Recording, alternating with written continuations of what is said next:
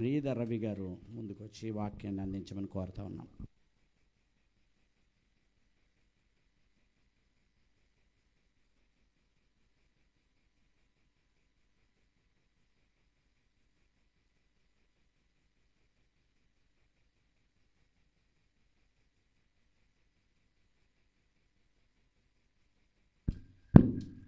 అందరికీ వందనాలండి. ఈ రోజున వచ్చినటువంటి ఇక్కడ ఉన్నటువంటి ప్రతి ఒక్కరు కూడా వాక్యాన్ని బాగా ధ్యానించినటువంటి వాళ్ళు దైవ సేవకులు. వాళ్ళ మధ్యలో వాక్య పరిచయం చేయడానికి నేను అర్హుని కాను. అయినప్పటికీ కూడా ఈ యొక్క ఫ్యామిలీతో ఉన్న సంబంధాన్ని బట్టి నేను ఇక్కడ వాక్య పరిచయం చేస్తున్నాను. గమనించండి. చాలా చక్కని అమూల్యమైన గ్రీటింగ్స్ మీరు ఇచ్చి ఉన్నారు. వాక్య పరిచర్య కూడా చేసి ఉన్నారు. 10 నిమిషాలు, ఇంచుమించు 10 నిమిషాల్లో నేను ఈ యొక్క కూడుకను, ఈ వాక్య పరిచర్యను నేను ముగిస్తాను. కనుక ఎందుకంటే ఇక్కడ నేను ఈరోజు ఇక్కడ వేరే ప్రోగ్రాంకి నేను వెళ్ళాలి. నేను ఊహించలేదు ఇక్కడ ఉంటామని. కానీ దేవుని చిత్తాన్ని బట్టి, ఈ ఫ్యామిలీకి నాకున్న సంబంధాన్ని బట్టి నా కుమార్తెతో సమానం. షెర్లీ కానీ మన అను కానీ. ఎందుకంటే ఈ ఫ్యామిలీకి ఉన్న సంబంధం నాకు ఎటువంటిదంటే, ఎప్పుడు కూడా మా ఇద్దరం ఎలా ఉంటామంటే పరిచర్యలో ఆయన, మీ అందరికీ తెలుసు నేను ఆయన కోసం పరిచర్య చేయవలసిన లేదు. స్వరూపాన్ని ఇక్కడ లీడ్ చేసినప్పుడు నేను అనుకున్నాను, స్వరూపానికి ఒక వైఫై లాంటి వాడు. ఇక్కడికి వచ్చి మనం ఎప్పుడైనా ఏదైనా పెట్టుకుంటే ఆ వైఫై కనెక్షన్ తెలిస్తే కనుక ఓపెన్ అయిపోద్ది. అలా పిలుపు గారు కానీ, రమేష్ గారు కానీ ప్రతి ఒక్కరు కూడా స్వరూపానికి తెలుసు. అందుకే లీడ్ చేసినప్పుడు నేను చూశాను. చాలా సంతోషంగా మనం అందరం కూడా ఇక్కడికి వచ్చింది సంతోషించడానికి వచ్చాం మనం. కనుక ఆయన వర్షిప్ చేయడంలో కానీ, మనందరినీ కూడా కలపడంలో కానీ స్వరూపన్న అనేకమైన గొప్ప సువార్తను ప్రకటించాడు. అదేవిధంగా సామేల్ గారు కూడా, రమేష్ గారు కూడా, పిలుపు గారు కూడా. నేను మొన్న ఆ యొక్క బెల్లం చాయ్ తాగడానికి వెళ్ళేటప్పుడు వీళ్ళని చూసేసరికి వీళ్ళు ఎంత గొప్ప సువార్త చేశారా అనిపించింది. అంటే మనం అనుకుంటాం టీసీసీలోనే ఉంటాం కదా, టీసీసీలోనే మనము ఎక్కువ అక్కడే ఉంటాం. కానీ బయట ఎంత సువార్త చేస్తున్నాం జరుగుతుందని మనకు అసలు అర్థం కాదు. కనుక స్వరూపన్న మేమందరం కూర్చున్నప్పుడు పిలుపు గారు కానీ, రమేష్ గారు కానీ చెప్తూ ఉంటే చాలా సంతోషం అనిపించింది. అదేవిధంగా కిరణ్, అదేవిధంగా సామేల్ గారు, వీళ్ళు గొప్ప స్నేహితులండి. నిజంగా ఫ్యామిలీ కోసం చెప్పారు కదా. నేను వచ్చినప్పుడు ఫస్ట్ 5 సంవత్సరాల క్రితం నేను వీళ్ళ ఫ్యామిలీలోకి నేను ఎంటర్ అయినప్పుడు వీళ్ళు చాలా చక్కగా ఉండేవారు. ఈ బంధం చాలా చక్కగా ఉండేది. ఎక్కడున్నప్పటికీ కూడా ప్రతి సంవత్సరం కూడా ఈ పుట్టినరోజులు చాలా ఘనంగా చేస్తూ ఉంటాం. ఎప్పుడు కూడా ఈ ఇంట్లో పుట్టినరోజు అంటేనే చాలా ఘనంగా చేస్తాం. కానీ సర్లీ విషయంలో కానీ, పాప విషయంలో కానీ, వీళ్ళ చదువుల విషయంలో నేను సామేల్ గారిని ఎన్నోసార్లు తిట్టానండి. నిజంగా వీళ్ళిద్దరికీ, వీళ్ళ భార్య భర్తలుగా ఉన్నటువంటి వాళ్ళు వీళ్ళిద్దరూ కూడా ఫ్యామిలీ అంటే, పిల్లలంటే చాలా గొప్ప ప్రేమ అనమాట. కనుక నేను ఎప్పుడు కూడా ఆ పిల్లల విషయంలో నేను చూస్తూ ఉండేవాడిని. వీళ్ళ చదువులను పాడు చేసేస్తున్నాడు, లేకపోతే కిరణ్ కూడా నేను చాలాసార్లు చదువులను పాడు చేస్తున్నాడు అని అనుకునేవాళ్ళం. ఎందుకంటే నా పిల్లలతో సమానమే కదా. కానీ దేవుని యొక్క కృప ఏ విధంగా ఉందంటే, మనం అందరం ఈ రోజున చాలా సంతోషంగా ఇక్కడ ఉన్నాం. కనుక దేవుని బిడ్డలారా, ఎందుకు ఈ యొక్క కృతజ్ఞత కూడిక ఈయన పెట్టి ఉన్నాడంటే ఈ సంతోషాన్ని ఖచ్చితంగా చెప్పాలి. ఎందుకంటే సామేల్ గారిని మనం చూస్తుంటే ఎక్కడైనా సభలు పెడుతూ ఉంటుంటే ఆయన రవి కానీ, లేకపోతే మా రమేష్ కానీ, లేకపోతే విజయ్ కానీ, ఎవరైనా సరే ఒక ఈవెంట్ చేసుకుంటామంటే ఒక 100K అంటే వీళ్ళ కెమెరాలు కొన్నాయి చాలా ఎక్స్పెన్సివ్ అండి, చాలా ఎక్కువ రేటు. అయినప్పటికీ కూడా వాళ్ళు ఏం చేస్తారంటే ఈయన ఎంత ఉంటే అంతే తీసుకుంటాడు. కనుక పరిచర్య అంటే పరుగులు పెడతా ఉంటారు. కనుక నేను ఈ రోజున చాలా సంతోషిస్తూ ఉన్నాను. ఈ పుట్టినరోజు లాస్ట్ టైం మనం ఇంటికాడ చేసుకున్నాం. ఈ రోజున పిలుపు గారు కూడా ఇక్కడ మాకు స్థలం ఇచ్చి చక్కని రీతిలో ఈ విధంగా చేయడానికి. మనం ఒక వాక్యాన్ని మనం చూద్దాం. దేవుని బిడ్డలారా, మొదటి దినవృత్తాంతాల గ్రంథము 25వ అధ్యాయము 5-6 వచనాలు చూడండి ఒకసారి.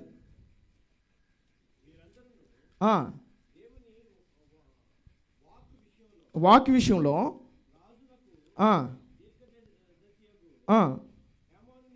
హేమాని యొక్క కుమారులు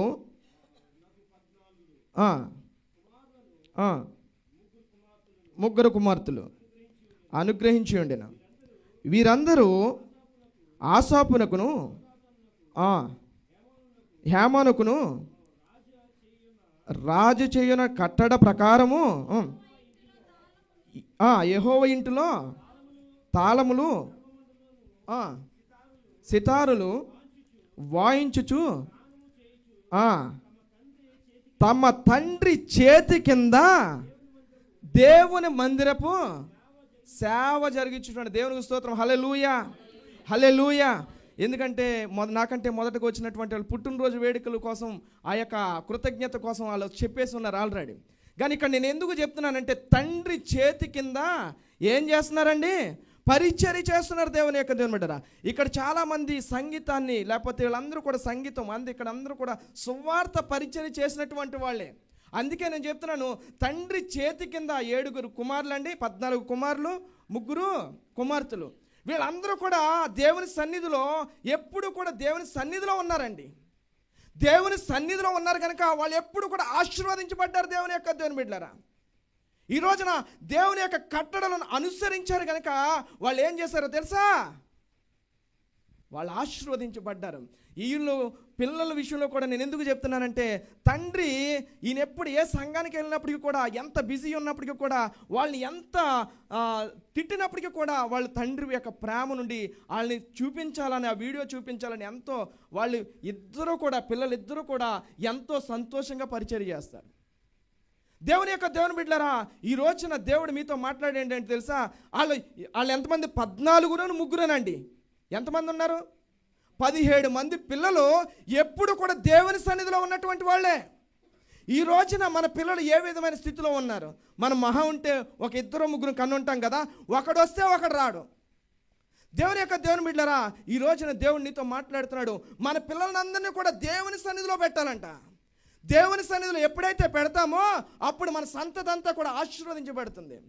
ఈ రోజున వీళ్ళు అనేకమైన పనులు చేసి ఉండొచ్చు, కానీ వీళ్ళు సరిగ్గా చదివి ఉండకపోవచ్చు, కానీ దేవుని పరిచర్య చేశారు కనుక వాళ్ళు ఆశీర్వదించబడ్డారు. వాళ్ళు పాస్ అయ్యారంటే నేను ఒక్కొక్కసారి నా పిల్లల గురించి నేను ఒక్కొక్కసారి ఆలోచిస్తూ ఉంటాను, భయపడుతూ ఉంటాను, ప్రార్థన చేస్తూ ఉంటాను. కానీ ఇవాళ ఉదయం అంతా కూడా ఆయన అయ్యగారు ఫోన్ చేస్తున్నప్పుడు పిల్లల కోసం ఆలోచన చేసినప్పుడు, అయ్యా ఇది నీ చిత్తం, వాళ్ళు ఎక్కడున్నా కూడా ఆశీర్వదించబడతారు. ఎందుకంటే తండ్రి కింద ఉన్నారండి, తండ్రి చేతిలో ఉన్నారు దేవుని బిడ్డలారా. వాళ్ళు ఎప్పుడైతే అలాగ ఉంటారో ఎప్పుడు మన పిల్లలను కూడా అలాగే చూడాలి, దేవుని సన్నిధికి తీసుకురావాలి. మాకు ఆ ఇంట్లో ఫైటింగ్ ఎందుకు జరుగుతుందో తెలుసా అండి? సన్నిధికి రావాలండి. పిల్లలు వస్తారు కానీ తండ్రి రాడు. దేవుని బిడ్డలారా, ఈరోజు నేను ఖచ్చితంగా మీతో మాట్లాడుతున్నాను. దేవుడు మాట్లాడుతున్నాడు, మీ పిల్లల్ని ఏ విధంగా పెంచాలంటే మీరు దేవుని సన్నిధిలో పెంచాలి. కనుక ఈ రోజున సామేలు గారికి కూడా నేను ఒక విషయం చెప్పాలనుకున్నాను, మీ అందరూ కూడా చెప్పాలి. ఈ రోజున కృతజ్ఞత మర్చిపోయామండి. మనం పుట్టినరోజులు అన్నీ ఘనంగానే జరుగుతున్నాయి, కొయిటింట్లో మనం ఉంటున్నాం, అదేవిధంగా బయట మనం పని చేసుకుంటున్నాం, కానీ దేవుడి కృతజ్ఞత చెప్పాడని మర్చిపోతున్నామండి. ఆయన యొక్క విషయాలను గొప్ప దేవుడని మనం చెప్పట్లే. 103 దావీదు కీర్తనలో మనం చెప్తున్నాం కదా, నేను రిఫరెన్స్లు దీని కానీ దేవుడు ఆ దావీదు చెప్తున్నాడు, నా ప్రాణమా సన్నిధించమంటున్నాడు దేవుని బిడ్డలారా. ఒకసారి నీ లూకాసు సువార్త చూడండి, ఒకసారి నేను ముగిస్తాను. లూకాసు సువార్త 17వ అధ్యాయము 16వ వచనం.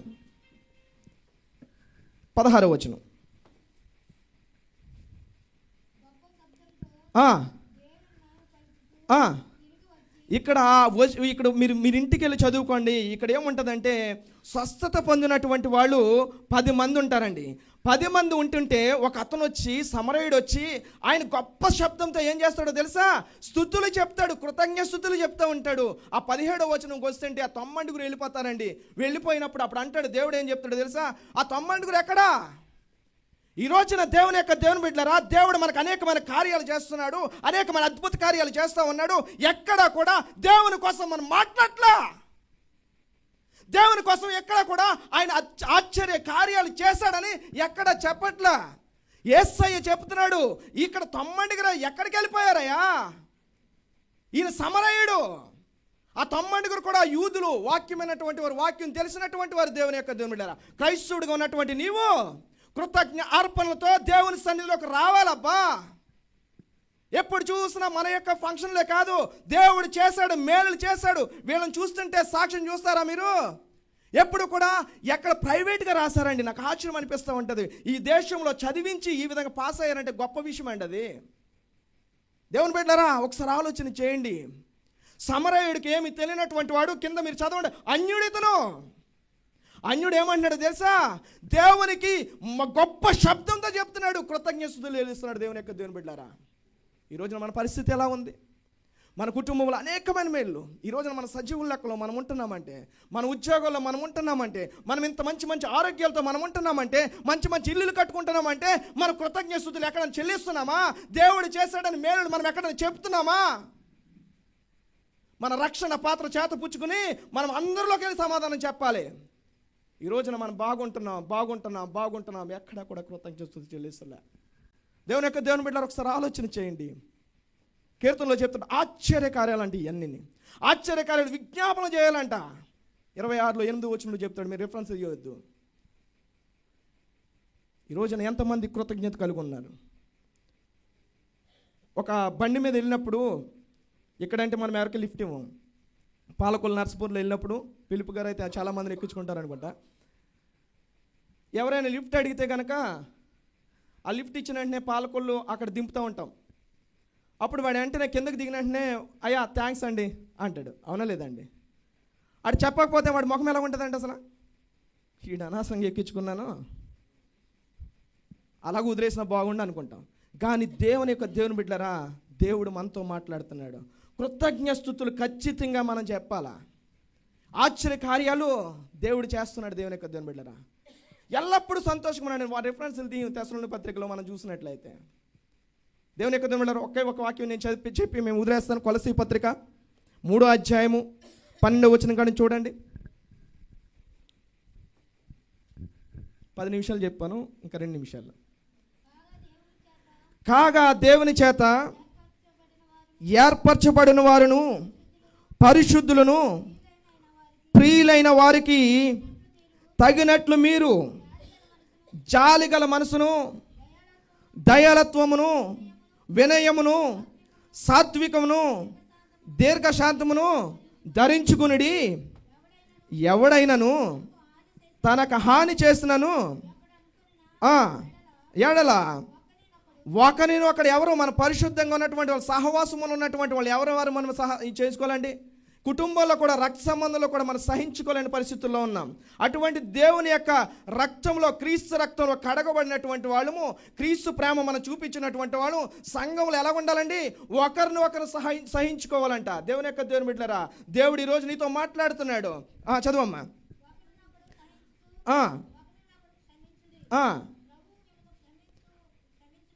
ప్రభు మిమ్మల్ని క్షమిస్తున్నాడు, మీరును కూడా క్షమించుడి. మీ అన్నిటిపైన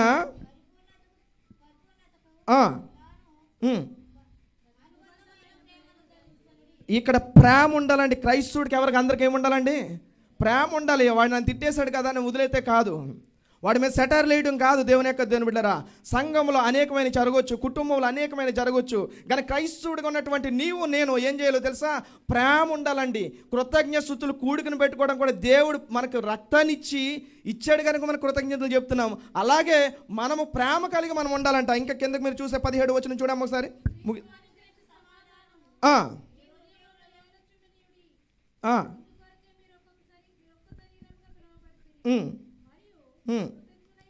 మరియు మాట చేత కాక 17వ వచనం అమ్మ,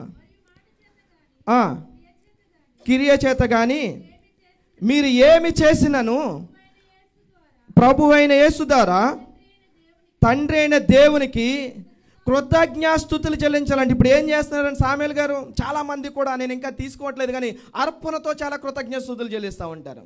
మంచి గృహాన్ని ఇస్తే కనుక, లేకపోతే మన ఇంట్లో ఏదైనా పాడి పంటలు ఉంటే కనుక, ఇంటికాడ వ్యవసాయం ఉన్నటువంటి వాళ్ళు, మాకు వ్యవసాయం ఉండేది, మా నాన్న మా అమ్మ కానీ వాళ్ళు కానీ వెంటనే ఏదైనా పండిన వెంటనే తీసుకొచ్చి దేవుని సన్నిధిలో ఇచ్చినటువంటి వాళ్ళు.